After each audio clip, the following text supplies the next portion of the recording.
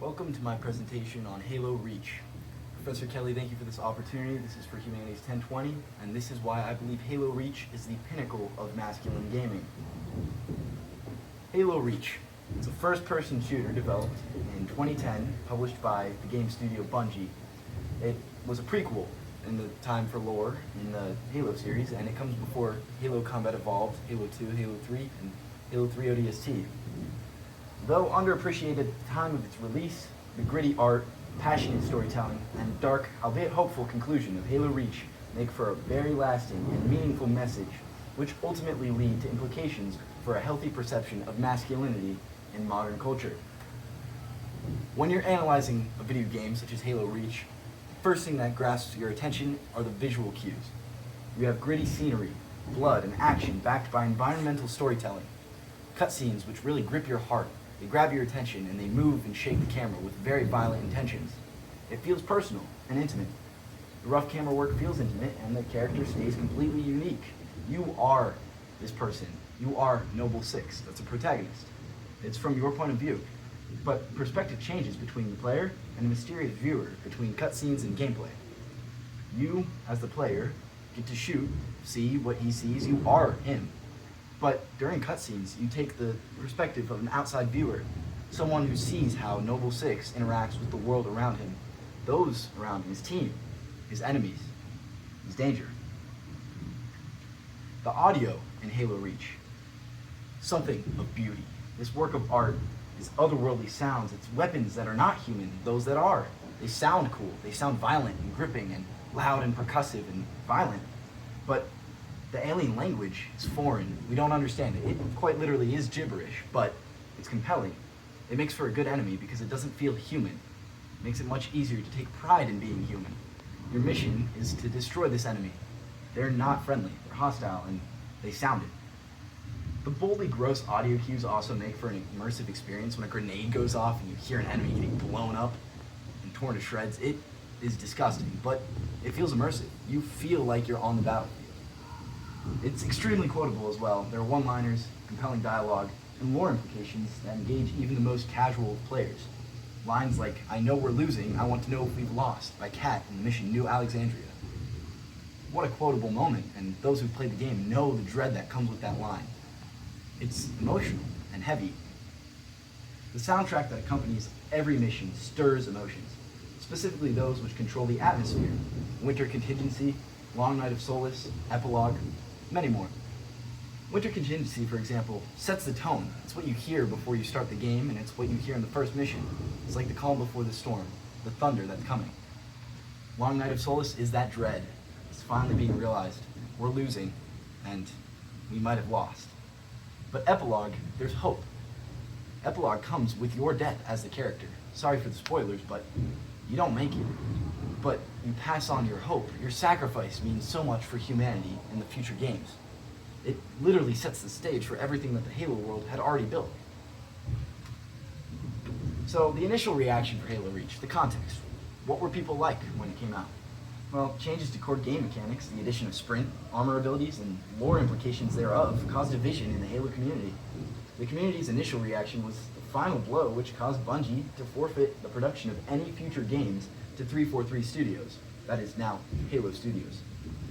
The devastating ending and consistently crushing atmosphere of the game caused even loyal fans to step back from the community. It wouldn't be until the arrival of Halo 4, especially 5 and Infinite, that Halo Reach was accepted and given the appreciation it deserved.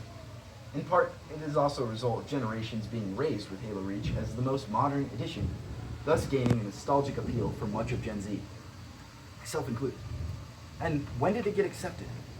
Well, mechanics became nostalgic between 2010 and 2021. Remaining unique to this installment kept players coming back for a different and lovable meta. The multiplayer and Forge were highly regarded as excellent staples of what the Halo community loved. It was fun with friends, completely customizable to one's desired experience, and much more. Above all, the campaign became loved for its quirks. Exploiting the game drew in crowds of speedrunners. Let's Play YouTubers loved the replayability, and many friend groups sought to make gaming a connection rather than distraction. There was a common enemy, and you could have fun while playing it, and the story still stayed the same. The message was still important. What is the story, anyways?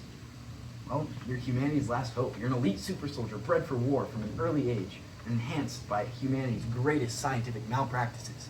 Right? Despite performing exceptionally alone against the insurrectionist forces, you've been recruited to Noble Team to help protect Planet Reach, a significant military outpost seen as humanity's last stand before Earth.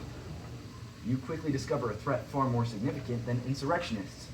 The Covenant, which is an elitist religion of aliens hell-bent on conquering every other species and sacrificing the universe to false prophets, is on Reach. The missions undergo a rigorous turn of events, from attack to siege and holding ground, to escape and momentary defeat. I know we are losing, I want to know if we've lost is a great example again. Cat, Halo Reach, Alexandria. But more importantly, what's the message? The message is strictly masculine. I'm not saying women can't play this. I know many women who love Halo Reach. But what I mean by masculine is we need more of this in society. We need more men willing to sacrifice for good reasons, not for their own glorification. Rather, because sacrifice is occasionally necessary. Honor, love, and hope can be found even in the rubble of destruction and loss. Hope may be little at times, but hope is never meager. One quote says, "All burned and turned to glass, everything except your courage. That you gave to us, and with it we can rebuild." That's Dr. Halsey, the person who is in charge of the production of Spartans, which you are a Spartan. And she says that in the epilogue after you die. You lose your battle, but you win the war. You pass on courage, hope, and much more to the rest of humanity, which is seen throughout the rest of the Halo series. So, conclusively, Halo Reach is about a lone wolf that learns to serve others. He doesn't do things out of glory for himself or reputation.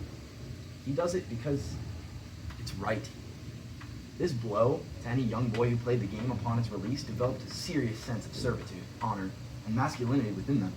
The fear, dread, and loss was outside of our control, but we still gave it our all. You can't win the last mission. The last mission ends when you die. You succumb to your wounds. You cannot beat every enemy. They outnumber you. It is impossible. Many have tried. Many have spent hours, but it's made to make you lose. Why? Well, because a final stand is important. It shows where we are in humanity. It shows how willing we are to give up what we want for what others need.